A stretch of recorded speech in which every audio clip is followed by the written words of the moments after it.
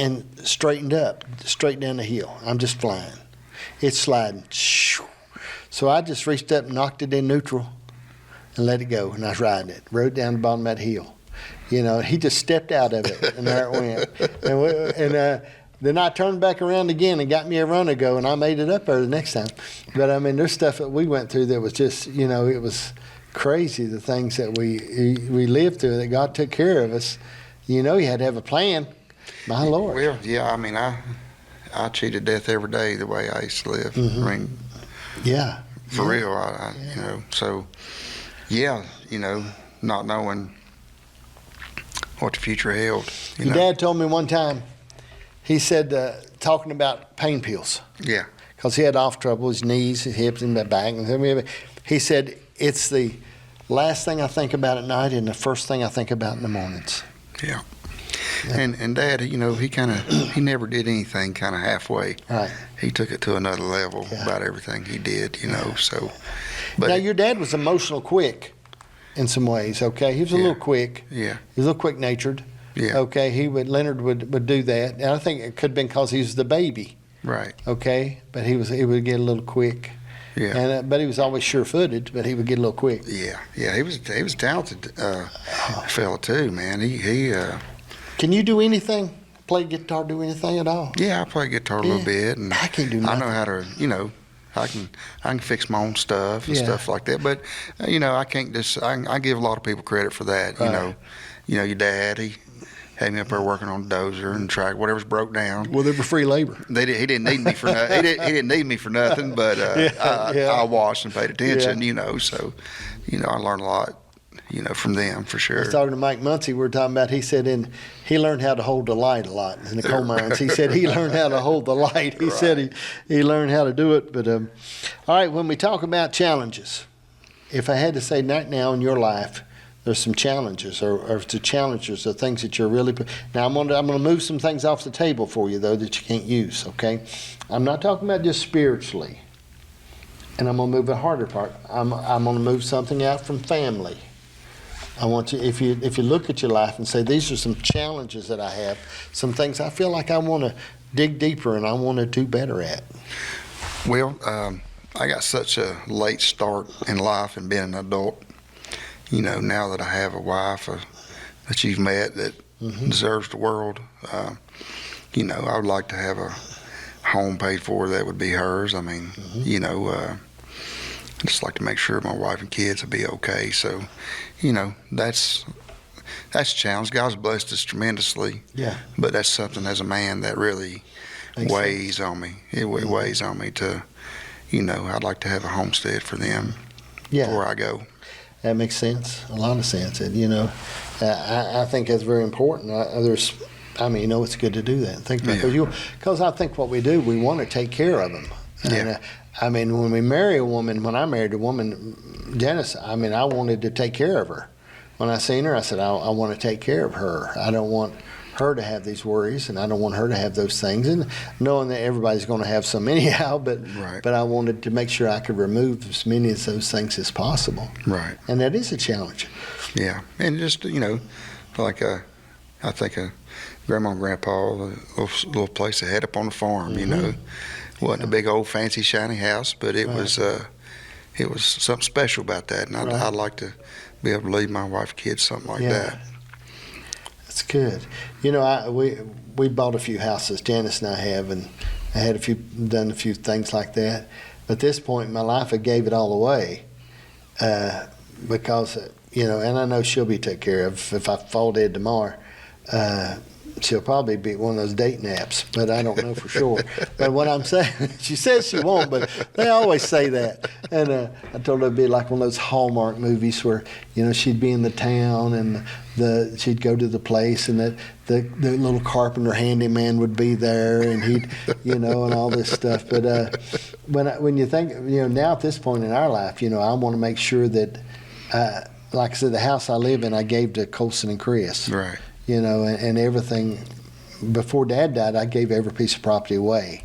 I didn't own nothing. Right. And then he died, and that took a couple more years to get rid of everything and to structure all that like it needs to be structured. And but it is a challenge to do that, and because you want your kids.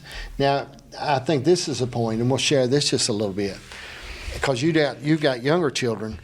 I think there's a point in our children that we hurt them more than we help them by what we do for them. Yeah, I agree with that. We have to really be careful, and that's hard to do because of your heart, and the more your heart is for them.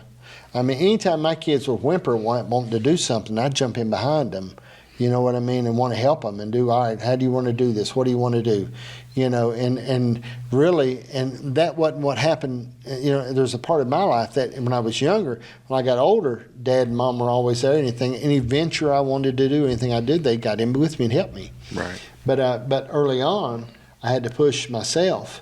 And right. I think if we don't let them push, you know, I share with my kids, as long as you're not hateful and a rear end, I'm going to love you anyway, but you ain't going to get my money if you're hateful. And you're not going to get what your mom and I work for if you're rude and arrogant. Right. Okay? And you have to, your kids, I think they have to struggle a little bit to make them strong. Yeah. I mean, you know, and I'm guilty of that now because, you know, I never had a lot. Right. You know, because of some choices Right. Mom and Dad made. Right. But, you know, now that, you know, I want to bless my kids. Right. I want them to have nice things. But, you know, like my oldest son last year, his clothes started becoming idols to him. Right. So I took them all. If it had a name brand on it, I took them. You know, you can wear black jogging pants and a white T-shirt and a pair of $25 Vans, buddy. Right. You know, but he you know, he learned a lesson from that. But again, you know, he asked him one day, I said, what do you want to be? He said, well, I want to be just like you. And I said, well, do you understand the things it took to be me? It took a lot of, you know, struggling and work and those kind of things. You just can't be something and be it. Right. You know, you got to take the same steps that it took to be that. So, yeah, I agree with that 100%, you know. Yeah, when he wanted to do that, what you ought to got him was a good Craftsman toolbox and a late model Ford. Okay? Okay? And said, all right, now let's start here. Right. Okay? Right. You know, and there's points in life that I think sometimes, and I had a good buddy of mine was telling me that as a kid, he said, John, the more you can get to a point that you do for them and you hurt them. And I just think that's important. You know, with my kids, any one of my kids, if they needed something tomorrow, now, not something, but if they needed a place to live and food to eat, I got that for them, okay? Right. Now they have to be home by 9, okay? All right, but, and they got to mow the grass. Right. But, I mean, you know, but when it comes to paying for something or doing something, I got a buddy, Barry Absher. I don't know if you anyway, Barry, the other day I was talking to him. He's a real good man, way better man than I am. I know that. He's a good pastor. He's a good man, okay? And I know my faults. But I'm old enough to my kids are gone. So he's talking about his boy being sick, and his boy's a plumber, and his boy was sick. Did you hear him tell it? And anyway, his boy was sick, and they needed to dig this ditch line. It was, you know, and it was cold, and his boy was sick, and so his boy was sitting in a truck, and Barry said, I dug the ditch line for him. You know, I went ahead and dug that, and I said, you, my friend, are crazy. I said, I tell my son, you know, if you'll rent me a ditch witch, I'll hit that lick. But I mean, I'm not going to tell my son, hey, I'll dig that ditch line for you now. You just sit in this truck where it's warm. Right. So now, like I said, he is a better man, and I concede, okay, my faults and failures. But I mean, you know, there's a point at I think with our kids, and I'm not saying it's at that point. That's his decision, which I told him it was wrong. But I just think we got to know that in our life that these kids will come up to a point and the struggle. I remember when I shared with my dad how much smarter I was than him. Okay, you know, how he didn't really know nothing and how much smarter I was. And I remember that night he helped me as I put my clothes in a bag, garbage bag, okay? And I ended up having to leave and move out that night. And but I mean, I shared with him, you know, it's so funny when you think back on your life, and there's just things. My kids asked me the other day, I got a book. Morgan got me this book, and I haven't wrote in it, but it's a book about your life, and it's questions that you ask, and you get. I got one of them. Do you write in yours? I haven't yet. I don't write a bit in it. I can't. I answer the questions. Right. I told them they should video it if they want it. But so they asked me the questions. I told them she'd use it for herself. Get me a book like that. And because a lot of, but so they said, what are some memorable moments, in your dad's life? And they asked me, and I thought, I said, we were down, we used to have to fix a stoker every night down at Sears. Go downstairs and fix fire. Yeah. I had to fill the stoker every night. I hated doing that, but it's just something I had to do. Go back in the back, get the coal, bring it back up, and fill the stoker up. And so I was filling the stoker up, and Dad went on up. And there was this guy that was a little bit aggravating. And so we come up the steps, and Dad had him by the neck. And his feet was off the ground, and Dad was slapping him with his right hand. Slap, slap, slap. And then Dad dropped him back down on the ground. And I said, I never forget that memorable moment. Oh, sure, he laid his hands on me and prayed for me. I got all that. But there's things that stand out in your mind. And I remember it was hard to get Dad. Dad carried that little .22 all the time, automatic in his pocket. It was hard to get him quit carrying a pistol. But he would come to the barn. I seen him pull it out on a horse one time. He got that pistol out. And at the barn, Harold's chickens would get on the saddle, and Dad would shoot them. And he'd shoot their head off sometimes and throw them over the hill. And Harold never could figure out what's happened to his chickens. He's over there, And one time, and you've got great memories of Papa Dash and what a great man, and I understand all that. But one time I was coming home from the farm, walking, and it was on a Sunday. And I walked from Rift, walked back to War. Right. So I'm coming up the road walking. And as I'm walking along, I'm kicking stuff out in the road. Cans, rocks, out in the road, because it was really cool. Anyway, about halfway up there, he stopped and picked me up and said real bad words to me. He said, if I knew you done that, I would whip you all the way to War, West Virginia. He put me in the back of the truck. He only used bad words on me one time. Yeah. My cousin had given me this little recurve bow, and I was out in the field shooting that thing straight up in the air. Oh, God. And running from the arrows. And he was driving a maroon car at that time. I remember he pulled up out there, and his hand was shaking. He was going this. Yeah, he had some. He had some choice words. Yeah, Dad said that was a hard time getting not to say those words. Yeah. One time I snuck across the bridge. He had a sawed-off shotgun. Had been cut off with a pipe cutter, and it had been plated. The barrel had like cadmium plated, nothing fancy. But I always wanted to shoot it, so I snuck across the bridge while they were gone, and I said, "I'm going to shoot that shotgun." And I carried it back across the bridge, and there was a telephone pole right over there where we had the horses and stuff. Anyway, I always had heard how the shotguns would knock you down. Right. I'd seen it in the movies. So I said, I don't want to get knocked down, so I backed up against the telephone pole and put the shotgun here and had the telephone pole behind me. Well, I shot that thing, and I promise you, I could see the shot coming out of the gun, going into the weeds. When I did, 4 or 5 cows run out of the weeds. I knew I'd shot the cows. And I'm paralyzed in my right arm at the same time. Okay, and the cows are running out of the weeds, and I'm trying to figure out how I'm going to get this shotgun back across the bridge. It was terrible. I remember that. Like it was just, those are, there's really nice, beautiful memories, but I think about those memories stand out in my mind. Yeah. I remember one of my greatest with him was because I fished all the time up there. Right. Like I said, I was the only kid up there, and I loved fish. So I was always fishing. And I remember one time he walked down to the bridge. I was down there fishing, and he brought this pole out. And I mean, this thing, I don't know what year this pole was made. And he come down there and asked me, he said, could you teach me how to fish? That was like the greatest day of my life. You know what I mean? I could teach my grandpa something. I was like, yes, sir, I sure can. We really weren't hunters and fishermen. We weren't sports people. Yeah, I got that from my mama's side. Yeah, I know it. We weren't. I fished twice in my whole life, and I've never hunted to do anything. Got guns, shot up a few refrigerators and stuff like that. But somehow, the thought of me walking through the woods just ain't there. You know what I mean? Now, I've got buddies that absolutely live for it and love Right. it, and they laugh at me all the time. And a buddy of mine, Charlie Absher, got me a fishing pole. He brought me a fishing pole last year and a tackle box because I said I need one of those boxes with the stuff in it. He brought me all the stuff and brought me everything. And I said, so a while back, I said, you're going to have to go with me because if one of those fish get on there, somebody's got to get it off.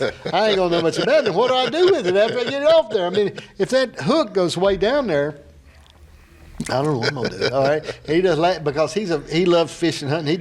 He can go off for 2 weeks by himself. You know what I mean? Right. I'm thinking, my Lord, man, they would say, whatever happened to John? They'd find me hanging from a rope up there somewhere. But you know, my dad never was. I seen my dad pick up a basketball once, maybe or twice in his life, and it looked like the awkwardest looking thing I ever seen in my life. And no hunting, no fishing. You know, My grandpa, he gave me the greatest fishing lesson I ever got. We went over to Big Tumbling trout fishing. I was about 12, and my name was Boy. I thought my name was Boy Right. until I was about 15. He's like, "Boy, you know how to tie?" And in my mind, you know, riding over with him, I thought I was going to spend this day with him Right. and learn all these valuable lessons, and I was going to become a great fisherman like he was that day, you know, in my mind. We get over there, and he says, "Boy, you know how to tie a hook?" I said, "Yes, sir." He said, "Well, I'll see you at lunchtime." And he was gone. So I kind of learned from trial and error. Oh, I did go one time back up there. Colson and was doing a little fishing, and you know, I went out there and threw it, and I did hold it a little bit, and I felt like I was doing something. And then I took the kids out to the trout pond one time, dropped them off, and they done real good because you could bring them over and they fillet them and everything, put them in a baggie. Then I had to find somebody to give them to because I said, what am I going to do with all these fish? Because I don't want to accidentally get a bone, choke, and die. Right. And so everybody said, oh no, you do it just perfect. I said, when I get my fish, it's going to be at McDonald's with a squirt of tartar sauce, and that's the way it's going to be already chewed up. Right. I said, right. I don't know. I think about that stuff, and you know, I mean, I think about it. We never did, but we were storekeepers and shopkeepers. Right. And that's all Dad, when he taught me about business. Right. And what to do. And Right. he always, that him and Mom was always stressed with him and worked with me with that. And I don't know, I always saw it in it. And there's happy times in my life. And, you know, I worked for myself so long, but one of my happier times was at working for McDonald's. Right. You know what I mean? I mean, it was just, and if I had that to do over, you're talking about, I know so much now that I would be so stress-free because I said, what are they going to do? You know what I mean? Right. You know what I mean? But working for McDonald's, I was with them a long time, and Janice was with them 10 years, but when I worked there, it was pretty, and I was just proud and enjoyed it, and man, they paid me so good. People don't know how much money you make working fast food like that. That's Right. in a manager position, man, they took such good care of me. And it really, and if I knew as much as I knew now, it would have been less stress on me. Right. But I mean, those things stand out in your mind. Yeah. I don't know, man. I was always around blue collar, working with your hands kind of Yeah. people, and I always kind of enjoyed that because you could turn around at the end of the day and see what you did. I still enjoy that, you know, like I built that. Yeah. I did that, you know. So, you know, we're all built different, you know. So that's kind of the way my mind works. I think it's because you see your success. Yeah. Now, see, what I run into in my life is there's never completion. Right. Okay? This thing runs 24 hours a day, 7 Right. days a week. Right. Everything I do, it always runs forever, and there's never a point that you're finished. Right. You can't say, well, okay, this is the last interview. We can shut down, and we're done now. Right. There's never, stand back and take a look at it. Right. Okay? And I think that's why, you know, back during the pandemic, I started cooking. Never cooked in my life. No cooking. But I got to watching a guy called Drunk Steve on the internet. Got about 2 million followers, okay? And I got to watching him cook, man. He had a little single burner, and he'd be out there somewhere, and people donated to his beer fund, you know, and he'd pop open the beer, and he'd put some beans and put some carrots and put some stuff in the pot, and I said, I believe I'd like to do that. And I never went to the grocery store. I wouldn't go a lick. And I told Genesis, I think I'm going to the grocery store. And I went to the grocery store and I started cooking. Then I come home and rebuilt my cabinets and put lights inside of them, rehung all my pots. And I got different size Instapots and different cast iron. You know, I started just like a man does.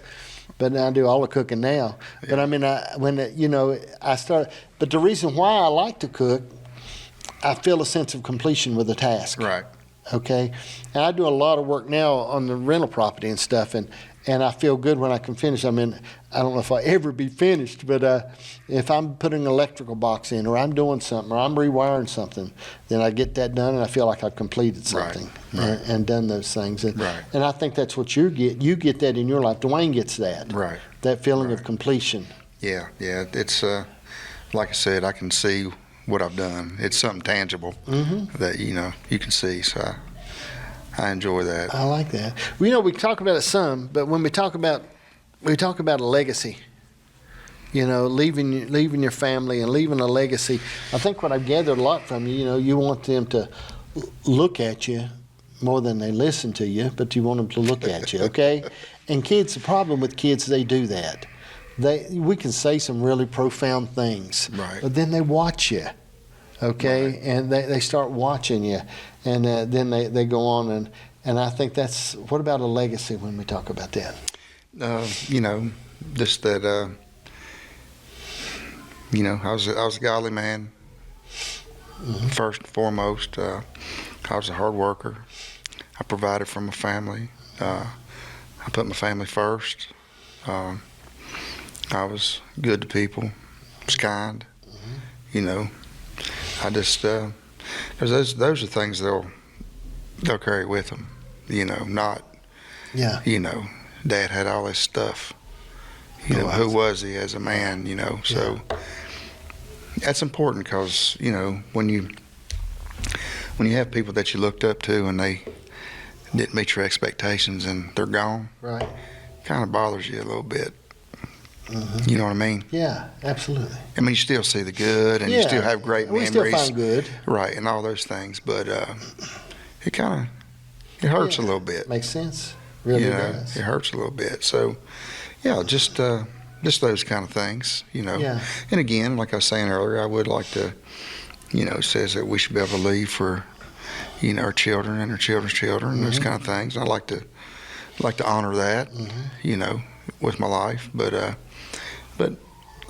well, at your age, that would be $1 million life insurance policy. I think that would work out good. Yeah, I think that would be a good structured thing. When you wait till you're 49 to grow up, well, then the insurance is going to be higher.